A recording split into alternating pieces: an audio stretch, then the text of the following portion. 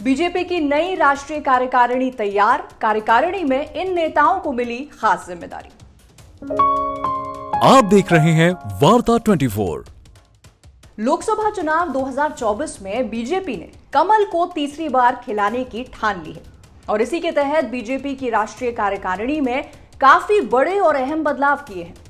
साथ ही BJP mission 2024 और 5 राज्यों में होने वाले विधानसभा चुनावों की तैयारी में भी जुट गई है।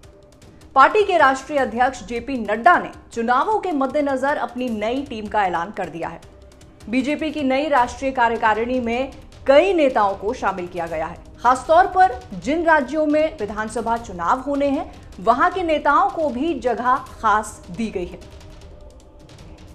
बीजेपी के अध्यक्ष जेपी नड्डा ने इस बार अपनी नई टीम में 13 राष्ट्रीय उपाध्यक्ष, 8 महामंत्री, 13 राष्ट्रीय सचिव, 1 संगठन महामंत्री, 1 सह संगठन महामंत्री के अलावा कोषाध्यक्ष और सह कोषाध्यक्ष की भी घोषणा की है, जिनमें कई पुराने चेहरों को बरकरार रखा गया है तो कई नए चेहरों को भी अपनी टीम में जगह दी गई है। खास बात यह रही कि जहां एक तरफ राजस्थान की पूर्व मुख्यमंत्री वसुंधरा राजे से पार्टी की खटपट की खबरें आ रही थी, वहीं कार्यकारिणी की सूची ने बता दिया है कि बीजेपी में सब ऑल इज वेल है। इस सूची में वसुंधरा राजे को राष्ट्रीय उपाध्यक्ष बनाया गया है। इसके अलावा छत्तीसगढ़ के पूर्व मुख्यमंत्री रमन सिंह को भी राष्ट्रीय उपाध्यक्ष बनाया गया है, जबकि बीएल संतोष को संगठन महामंत्री के पद पर बरकरार रखा गया है। इनके अलावा रघुबर दास, सौदान सिंह, बैजयंत पांडा, सरोज पांडे, रेखा वर्मा, डीके अरोड़ा, एम चौबा एओ, अब्दुल्ला कुट्टी, लक्ष्मीकांत वाजपेयी, लता उसेंडी, तारिक मंसूर को जेपी नड्डा ने राष्ट्रीय उपाध्यक्ष बनाया है। साथ ही अरुण सिंह, कैलाश विजयवर्गीय, दुष्यंत कुमार, गौतम, तरुण चुग, विनोद तावड़े, सुनील बंसल, संजय बंदी और राधा मोहन अग्रवाल को पार्टी का राष्ट्रीय महामंत्री नियुक्त किया गया है।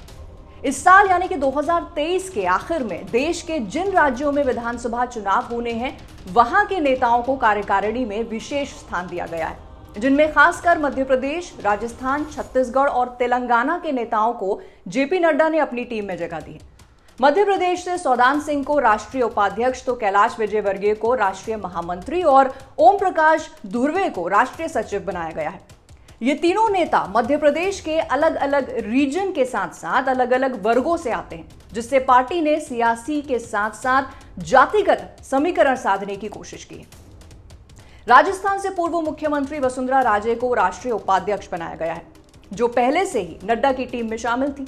विधानसभा चुनाव में वसुंधरा का रोल सबसे अहम माना जा रहा है। इसी तरह सुनील बंसल को राष्ट्रीय महामंत्री और डॉक्टर अलका गुर्जर को राष्ट्रीय सचिव नियुक्त किया गया है।